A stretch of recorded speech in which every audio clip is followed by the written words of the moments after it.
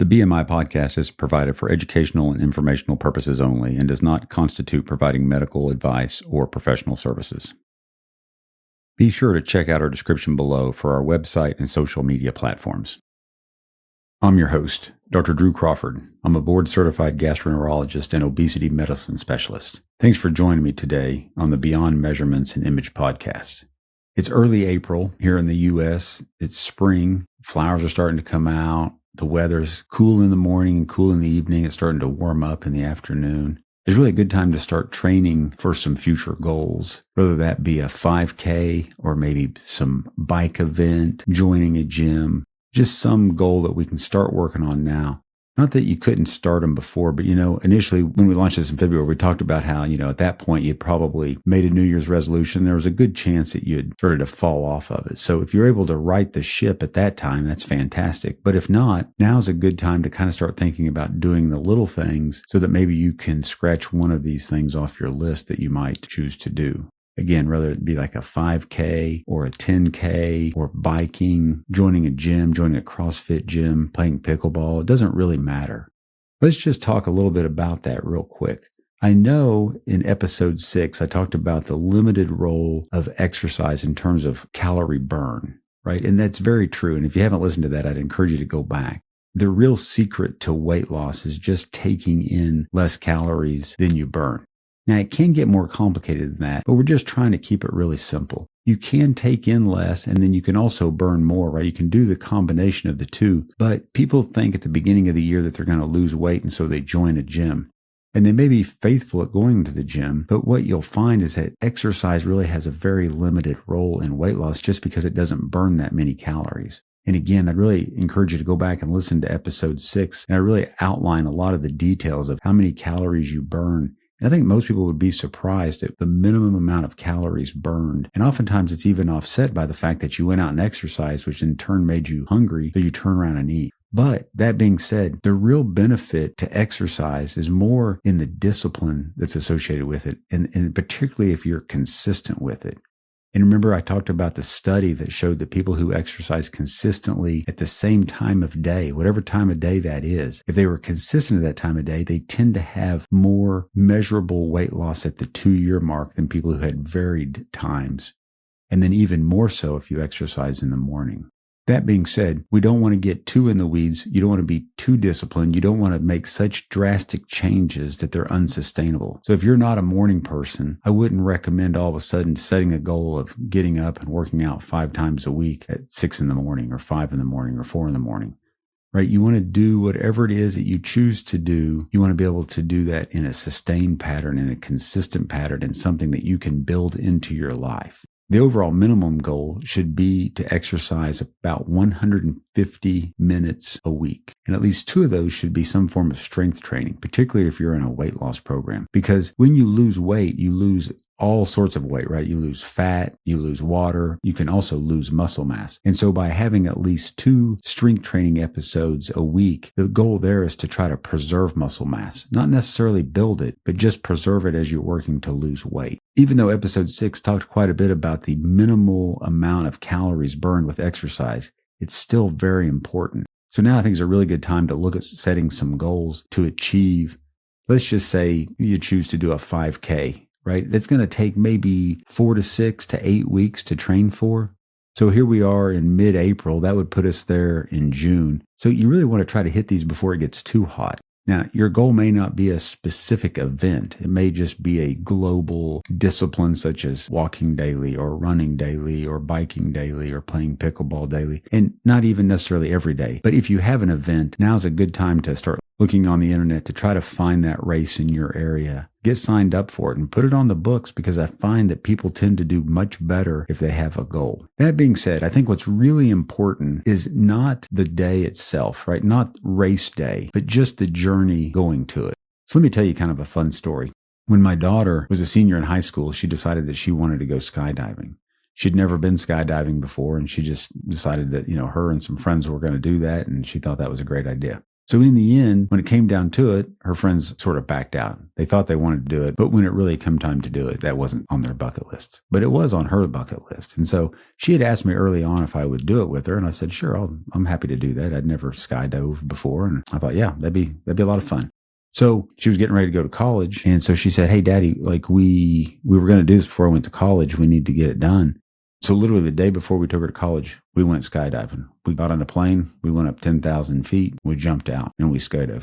So I think that's a pretty cool story in and of itself. But what's even cooler about that was the first time my daughter had ever been in an airplane. So the first time she'd ever been in an airplane, she jumped out of it. So that tells you a ton about who my daughter is. It's an awesome story. So then fast forward a little bit. One of my sons was getting ready to graduate college. He's actually older than her. He just came to me and said, hey, I want to run a marathon. Well, I personally at that time had run quite a few marathons, and I thought that was great that he wanted. But I said, okay, well, you just pick one and you let me know, and we'll set up a training program. We'll train together and we'll get through it. He thought about it, and he about a month later said, hey, there's an Ironman coming to town. I'd like to run the marathon at the end of the Ironman. And I said, well, it doesn't really work that way. You don't just run the marathon at the end of the Ironman. You have to do the entire Ironman, which means you have to swim 2.4 miles and then get on a bike and ride 112 miles. And then if you make those cutoffs, then you're able to run the marathon.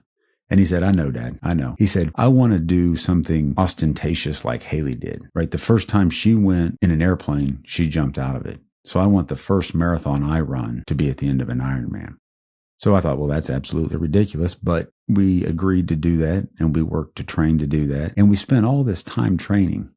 And then come race day, he and I towed the line and we completed the Ironman. We literally crossed the finish line together, bumping fists, only to be met by one of my other sons, who was 17 at the time and wasn't old enough to do the Ironman, and said, hey, Dad, will you do that with me next year? So of course, who's going to turn that down? And so I did that next year with my son and my daughter, the skydiver. What's interesting, though, is when I reflect back on it, although the Ironman itself was great, it was never on my bucket list. But anytime your kids want to do something like that and you have the physical fitness to do it, what a shame not to do it. And so I did it and I loved it. But really, the great thing about that has very little to do with the actual race day. In fact, I would say it had almost nothing to do with race day, but it had everything to do with the year before, the year prior. In fact, the year prior to the first one I did, my oldest son and I started training, and then COVID hit. So our training actually spanned about a year and a half. And then with my other son and daughter, we did it the following year. It was right at about a year. So my second son, when we did it, he graduated high school on a Friday and he did Ironman on Sunday. I'm not telling you this to pat the kids on the back or myself on the back. I'm just telling you that the journey, the swims, going to the pool with the kids and getting in the pool and swimming and going to the lake and swimming and getting on the bike and riding all those miles over the months, training for it, and all those runs, right? It's the journey, not the destination. Race day was the destination, and it was fun, and it is a special feeling to cross a finish line with your kids. But just all the time spent in conversation and getting ready and sort of the shared misery really created a bond that is just very difficult to replicate. And so the reason I tell you that story is, let's just talk about maybe picking a 5K. And everybody has a different level of fitness that they're starting at. So I'm just going to start at 5K, right? Because that's sort of the smallest race that's really available out there. But interestingly, most 5Ks now have a fun run. So there's a 1 mile fun run associated with a lot of these 5Ks. That's a very reasonable option as well. So whether you pick a fun run or a 5K, a 10K, half marathon, or marathon, it doesn't matter. What matters is that you just pick something, put it on the calendar, and start to work toward that. So let's talk just a little bit about a 5K. 5K it's 5 kilometers. It's 3.1 miles. And you can find these all summer long at almost any community. And they're usually fundraisers. Usually they're raising money for some event. They used to be really cheap to do. Now they're not quite as cheap as they used to be. But still, personally, it's worth paying the money, getting the t-shirt, getting registered, getting it on the calendar, and then spending time training. So if you've never run, you can probably plan on about a 6 to 8 week, maybe 4 to 8 week training program. If you can walk a 20-minute mile, there's a good chance that you would be able to just enter a 5K and walk the entire thing.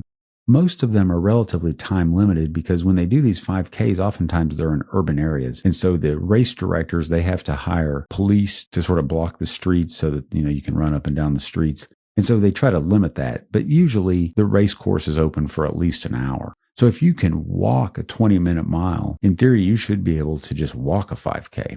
And if you have the added ability to train for it and set a goal to run it or to walk it, even better. They have programs called Couch to 5K, and that's basically for somebody that has no running experience whatsoever. And they just build you through it. You can get online and find these programs for free.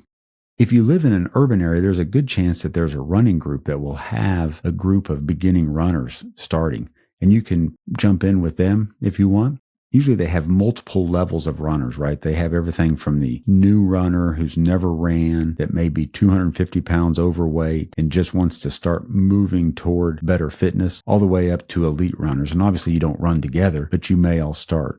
What I can tell you is after about 25 years in the running communities tend to be a very friendly group of people. You may have those really elite runners, but you're unlikely to interact with them. But if you did, they're probably very friendly. But the rest of us are all just a bunch of age group runners. None of us are setting the world on fire, but we're getting things done. And I just find them to be a super friendly group of people. It's just a good tribe, a good community. And so I would really encourage you to find your local community. If you live in a rural area, it's a little less likely that you're going to have an organized community like that, but it's possible. Oftentimes, urban areas will have track nights where maybe there'll be a high school track or a university track, and somebody will sponsor it, and they'll have programmed runs where maybe you'll do, 400-meter repeats. And you can self-select into your group, right? If you're a slow group, they've got a group for that. And it goes off all on the same day and at the same time. Everybody's running on the track at the same time. But once everybody gets running, you don't know who's running fast and who's running slow in terms of, you may be able to tell just by watching. But if someone passes you or you pass somebody, you're just in the mix. And so it's just a really collegial thing. And then oftentimes afterwards, they'll have some sort of refreshments and then just a little collegial time to visit with people and kind of get to know people of like mind. And that really helps to build that community. I love running. I'm a huge runner. I'm not a fast runner. I've never been a fast runner, but everything from a 5K up to a marathon, I've enjoyed them all. So I really encourage people to run. I think that's just the greatest exercise because there's so many benefits. You don't really have to do anything to prepare for it, right? You just put on your shoes, go out, go for a run, right? You can start at your front door and you can end at your front door. You don't have to run fast. You can, if you want to run fast, you can walk, you can do a combination. There's a program called the Galloway method named for a famous runner by the name of Galloway. And he talks about doing a run walk, like you run a mile, then you walk a mile, run a mile and walk a mile and kind of build into it. And that's a great way to start as well. So there's no real criteria that you have to start with. I just encourage you to find a race that may be of interest to you, sign up for it, put it on the calendar, and then start training. If you need to talk to your doctor before to make sure it's okay, that's all important, right? You want to do the right things. You don't want to stress yourself. If you're really overweight, you want to watch your joints, right? Running can really be difficult on your joints. So if you need to walk, that's okay too. Just some exercise and just moving toward that goal. And a lot of this is self-perpetuating, right? Not only is it the journey and not the destination, but just that discipline of getting up and going. And I got to tell you, the first few times you go out, you may not love it. It may be a month or two before you really find that you really enjoy it. But someday you're just going to go, yeah, I get it now. It's interesting. I talk to people all the time about exercise and we talk about running and they'll ask me about, what'd you do today? What was your run? And I'll tell them, they're like, I don't know how you do that. I don't know how you're not tired. I'm too tired to do that. And I think to myself, no, it's really the other way around. I don't know how you don't do it because if I don't do it, I'm tired. And I have to tell you, I really think that when I run, my mind is so much sharper. I think I just work better. When I was a kid, there was no diagnosis of ADD, but I'm sure if there was, I would have it. Over the years, I've just sort of figured out a way to manage my ADD or whatever that is that I have. And it's usually through exercise and running. And I just find that it just works well and it just makes me feel better and it's self-sustaining. And then again, it also helps me to, if I get up and run or get up and work out in the morning, then when I go to eat breakfast, I don't want to eat just a big trash breakfast, right? I really want to make sure that I eat better. And the flip side of that is, let's just say that you do eat bad. Well, at least you worked out in the morning. It kind of helps to offset it. So running, that's my spiel on running. I think it's great. About 6 to 8 weeks to train for a 5K, probably somewhere around 6 to 12 weeks to train for a 10K. Half marathon, which is 13.1 miles, you got to plan on about 10 to 12 weeks. Now, that's assuming some level of fitness, right? So really, if you're not running at all, I wouldn't even think about these longer distances. I would just think about a fun run or a 5K. If you've got a little fitness and you just want to build on it, then you can start working on these others. But there's no shame in starting with a 5K and kind of mastering that and then maybe moving to a 10K and then up. A marathon, you're probably looking at 4 to 6 months to train for that. And again, that's with some level of fitness. Now, let's talk a little bit about biking. So here in Tulsa, we have this event every year. It's called Tulsa Tough. It's the largest criterium race in the country. So the criterium is actually the bike races that you see. But they also have fondos, which are these long rides. So there's like a 30 mile and a 60 mile and a 100 mile. And it is a fantastic event. And then they also have a ride on Sunday called the Townie. And it's just a nice leisurely ride around town. It's led by one of the group in Tulsa Tough. It just takes you out, and it's just, there's fitness for everybody. The Tulsa Tough organization is a great organization, and their mission statement is to elevate Tulsa and to promote healthy lifestyles. And for those of us that are in Tulsa, of course, we love Tulsa and we love elevating Tulsa. But just to promote healthy lifestyles is something that really we just ought to look at doing that nationwide. And Tulsa Tough does a great job of it. Now, full disclosure, I'm on the board of Tulsa Tough, so that's kind of a shameless pitch, but it is great. And we'd love to have anybody come to Tulsa to participate in that. Now, let's just say that you haven't been biking at all, or last time you were biking, you were a kid. It's not quite as easy as just starting up running. And what I mean by that is, you just have to have the equipment. You have to have a bike. And then, a lot of times people want to clip into their pedals. So then you have to have certain shoes. And then there's kind of what they call a kit, kind of a pant shirt combination that a lot of people like to wear. And so you don't need to go to all those extremes, but a lot of people do. But you can also just get a bike, just a regular bike, whether it's a 10-speed bike or what they call a Townie. You've probably seen those. They kind of look like the bikes that you'd ride on the beach. And it doesn't have to be an expensive bike. But one thing you want to make sure is that you have a helmet and probably have some sort of, front and back light on it, particularly if you're going to ride in the evening. And then you just really need to make sure that you're careful. One of the main barriers to biking historically, people didn't want to go out and ride because they were afraid they'd kind of get caught by hills, or they wouldn't want to go too far. Maybe their destination wouldn't be long enough and they just didn't think it was worth the effort to get out their bike and to pump up their tires and to get on it, get their helmet on and go for a ride. So it's interesting. They've come up with these e-bikes, these electric bikes, and it's a regular bike. You pedal, you do everything, but it can assist you with the pedaling, right? It can sort of take some of the burden off of the pedaling. You basically have an active assist while you're riding. And so the National Institute for Transportation and Communities kind of went in and looked at the data. They found some really interesting stuff. I'm just going to kind of go over some of this with you. This data is actually a few years old. There's probably better data, but I suspect it's all gone in the same direction with these e-bikes, as it's just really been popular. Sales have skyrocketed. And a lot of people bought them as a alternative to driving, more for the environment necessarily than exercise. But it doesn't matter what your motive is. I just think it's important that you get out and ride or run or whatever. And if you're going to ride, I think this is a great way to get into it if you haven't ridden in a long time or you're just not sure that you can do it. When this study went in and looked at barriers to biking more often, the number one was hills making cycling difficult. Number two was distances to places that they wanted to go were too far. And number three, they didn't like to arrive sweaty to their destination.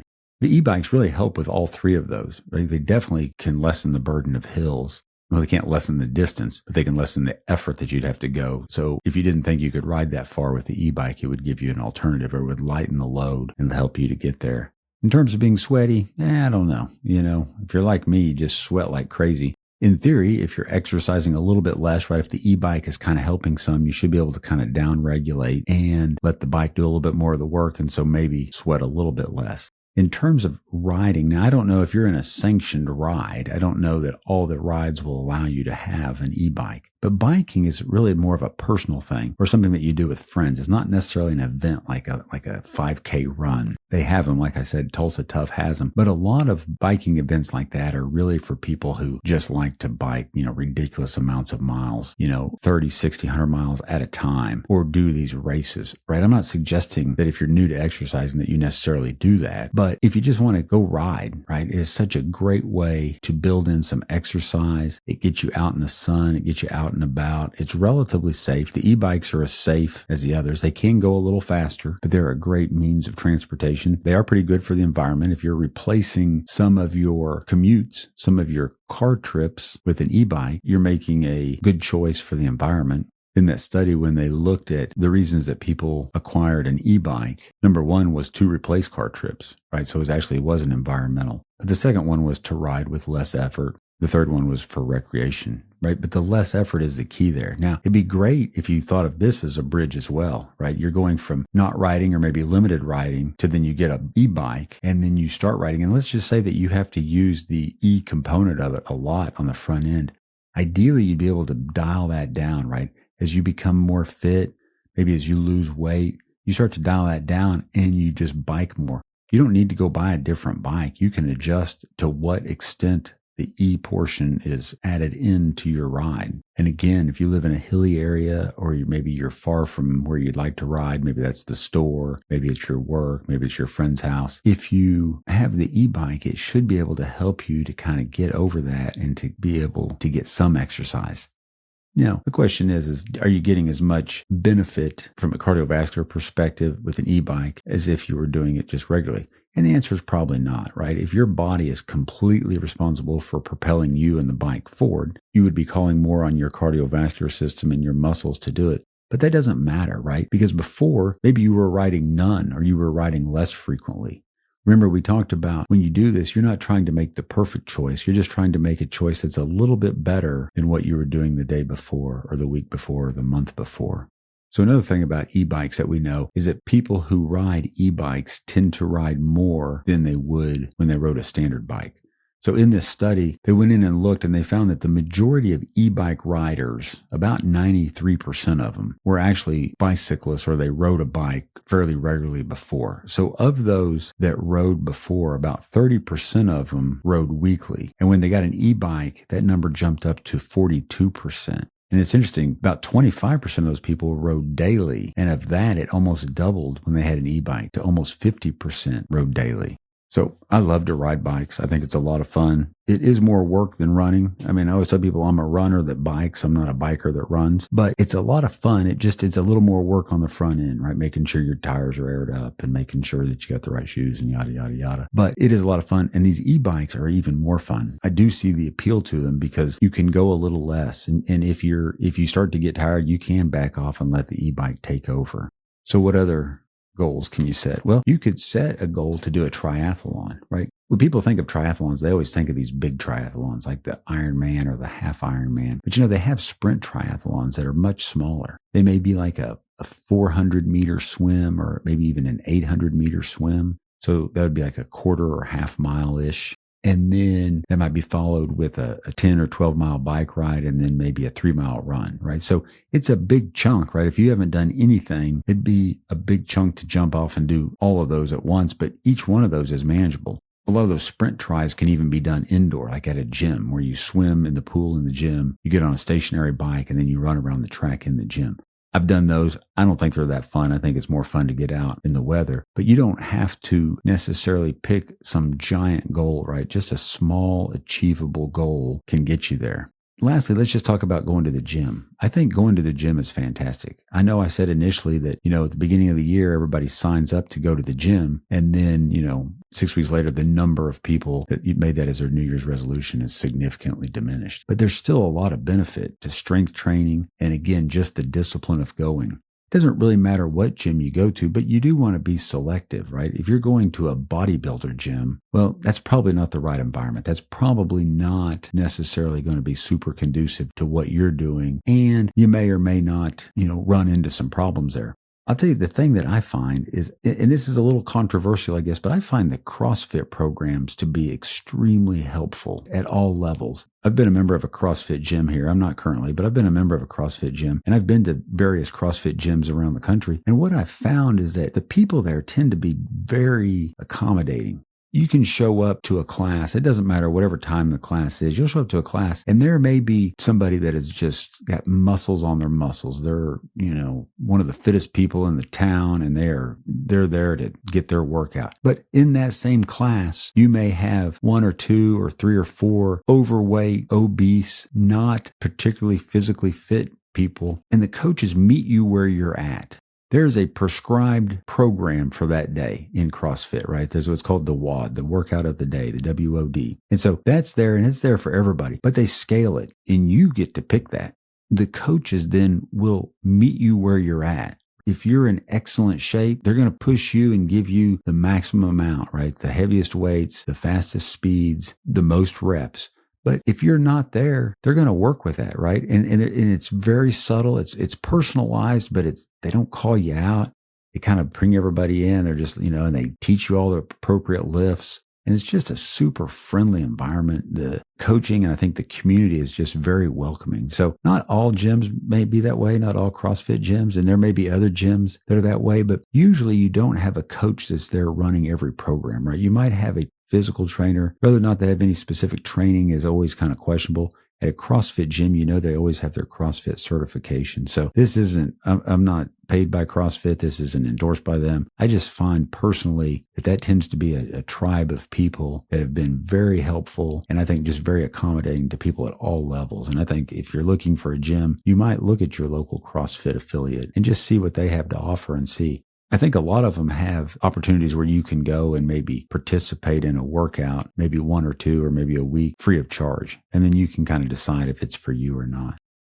That basically concludes what I wanted to talk about today. I just think that as we roll into spring and we're really starting to kind of get on these tracks and make good choices, it's not unreasonable to look down the road just a little bit and say, okay, May and June are coming up and I sure would like to do X. Right? Whatever that is, bike more often, run a 5K, join a gym.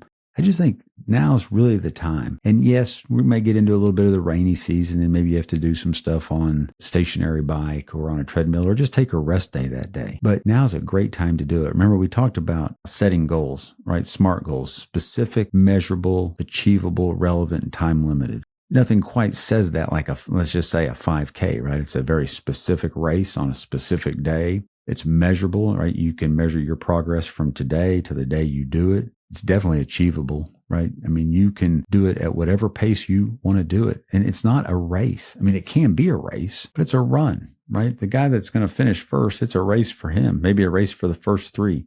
For the rest of us involved in a 5K, it's a run. It's relevant, right? It's a better choice than sitting around doing nothing. It may help us with our weight loss journey, but it definitely helps us on our healthy lifestyle choices. And of course, it's time limited, right? From today to the day of the event is a set time. You can also set parameters of your time, right? If you want to finish that 5K in 45 minutes, 15-minute miles-ish, that's fantastic. But just know, like I said before, race day is important and it serves as a great goal, right? It serves as a great destination, but the journey of getting there is really what's so important. And if you can do that with a community of people, whether it's a running community, a biking community, a CrossFit box, any of these things, I think that will just help you move your progress forward. And it gives you a little bit of accountability and it just generally makes everybody feel better, right? When you're not feeling it, maybe one of your partners is and vice versa.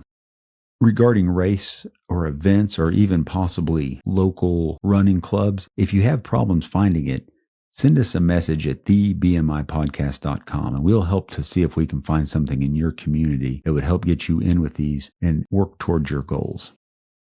I'm your host, Dr. Drew Crawford.